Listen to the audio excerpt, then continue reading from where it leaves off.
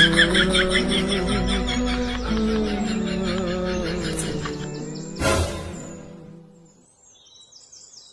লাউড়া, সকাল থেকে কোথায় ছিলিস? মেরে তোর আবার কি হলো? মুখটা আমার গাড়ির মতন করে আছিস কেন?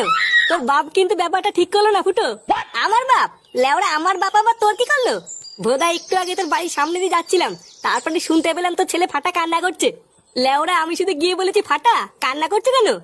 আর ভোদার বল তোর বাপ আমাকে যা নয় তাই বলে বাড়ি থেকে তাড়িয়ে দিল। চোদনা, আমার কি কোনো মান সম্মান নেই নাকি? কি বলছিস? আমার বাপ তোকে আলবাল বলে তাড়িয়ে দিল? এত বড় সাহস! দাঁড়া দেখছি ব্যাপারটা। তোরা বস পল্টু, আমি এক্ষুনি একটু আসছি।